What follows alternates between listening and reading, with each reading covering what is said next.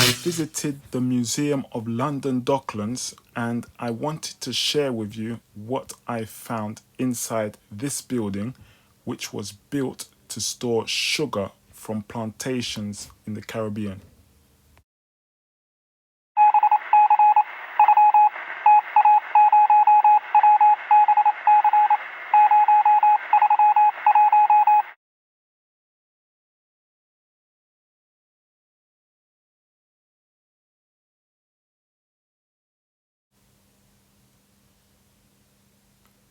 In one section of the museum, you will see these images where enslaved Africans were sold as property to the British to start the slave trade that began in the 16th century. During this time, in 1725, there was a man born named John Newton, and he was heavily involved in the slave trade, being a sailor of the ships.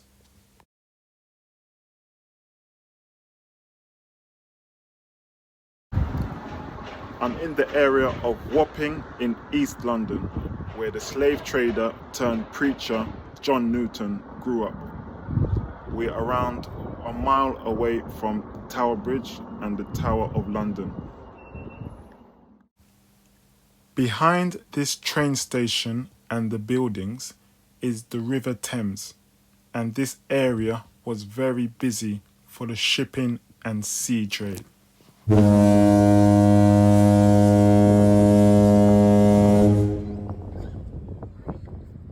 John Newton was brought up by his father, who was a ship merchant, and his mother, who brought him up in Christian values.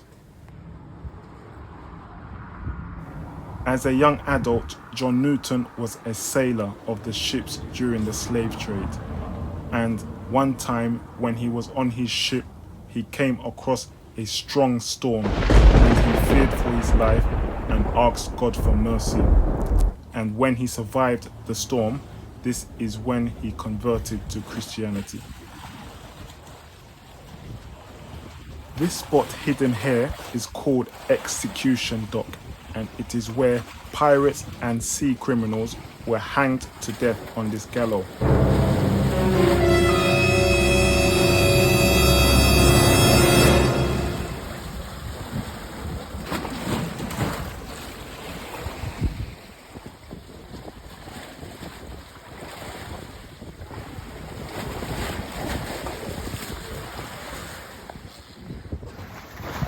Did you know that John Newton is the songwriter for one of the most famous Christian hymns called Amazing Grace? John Newton was a spiritual mentor for William Wilberforce, who was a politician and was against the slave trade.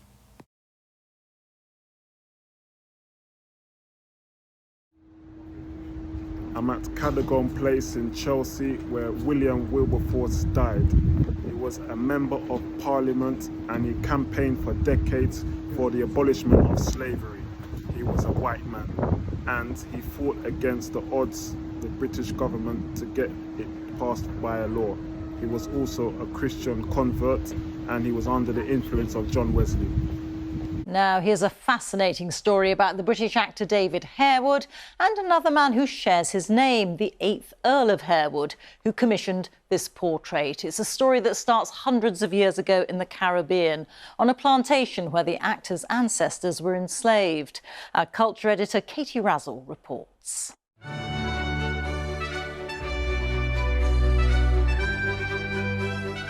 One of Britain's grandest stately homes, Harewood House in West Yorkshire, built in the 18th century on the proceeds of slavery from money made on Caribbean sugar plantations.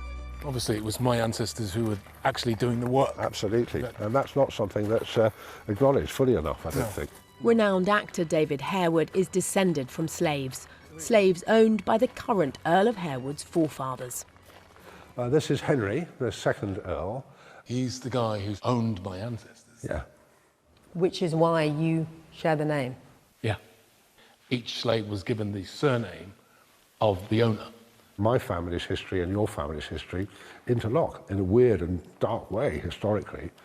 the portrait of time now. 230 Negroes As I say, at £45 Per person, I per think. per person. person. Which The 10,000. archives itemise plantation property, enslaved people listed below horses, goats and cattle. And after slavery was abolished in the 1830s, the Lassells received £26,000 in compensation. That's more than £2.6 million today. Slaves got nothing. And more widely, demands for apologies and reparations are increasing.